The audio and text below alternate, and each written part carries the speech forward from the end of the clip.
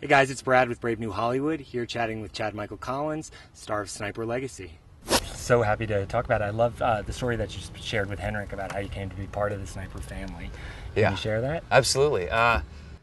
It was a weird roundabout thing. I never moved to LA to become an actor, and it's something I fell into. And one of the early things that I got a chance to do was a Sony sequel called Lake Placid 2.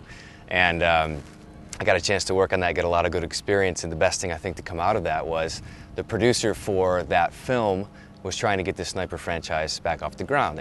Tom Berenger had done the first 3, then it was kind of shelved for a while. So, long story short, it took a couple of years, but they rebooted it with a movie called Sniper Reloaded, and he always thought I was a dead ringer for Tom Berenger. Originally it was supposed to be an origin story with me playing a young Tom in Vietnam, but we rebooted it to play his estranged son, and that Sniper Reloaded came out of that with me and Billy Zane. This movie was great because it brought the father-son thing back together. I mean, Tom is the original sniper, and early off, my character wasn't a sniper. He was estranged from his father, and he became a Marine boots-on-the-ground grunt just to kind of spite his legendary sniper dad, but was forced to kind of pick up the long gun and learn that way of life.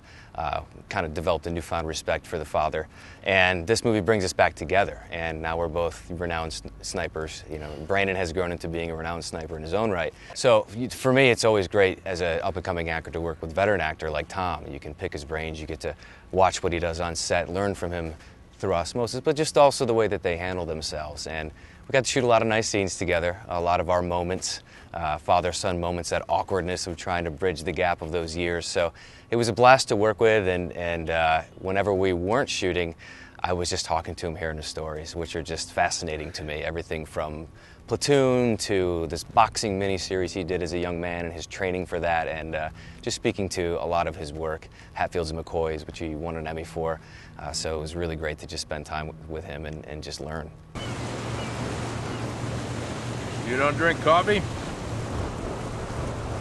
Not much. No bad habits. I like cars. That's a bad habit? It is if they're expensive. How about you?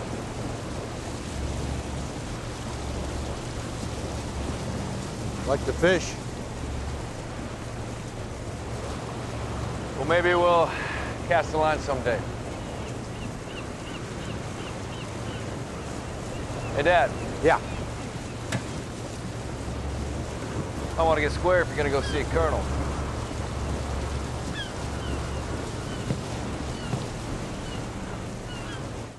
Can you talk about working with Don Michael, your director, and how you've mentioned how he's just a master of stretching a dollar? He is.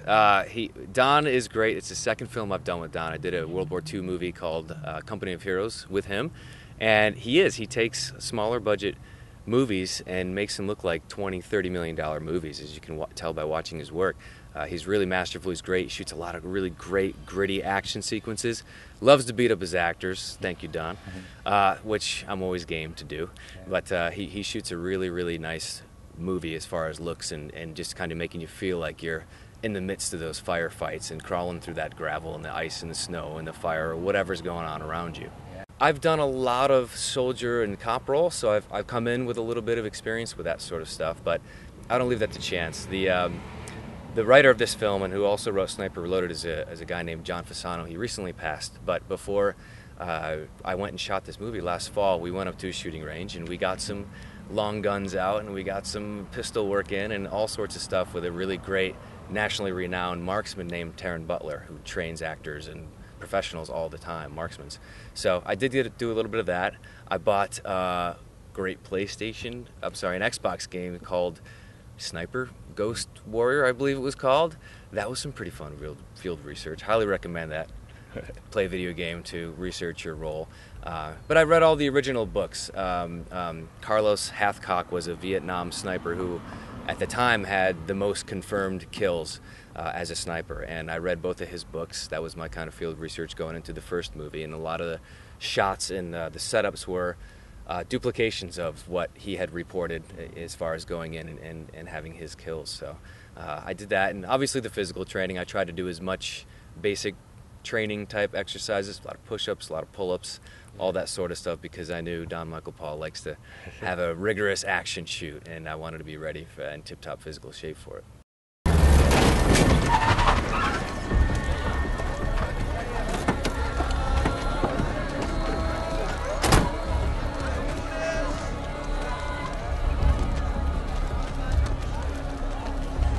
Lapak, dat taftiş.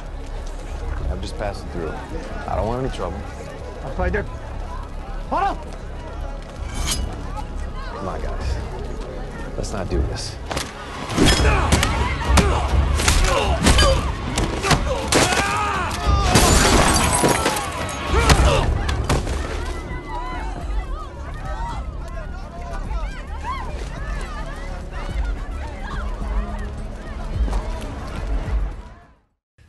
I am an accidental actor. I moved to LA and I was a journalism major, and I fell in with a public relations firm, and that was the first few years out here.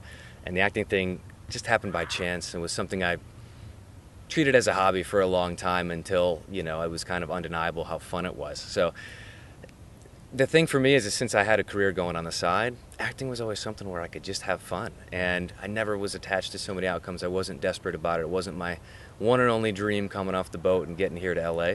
So I've been able to just kind of relax, enjoy it, have fun, not put pressure on myself. And that's the goal for me, is to just have fun shooting these roles. I grew up just obsessed with G.I. Joes and all this sort of stuff. To play soldier and get paid for it and flown around the world, it's honestly the best job, and live and just play and pretend like this.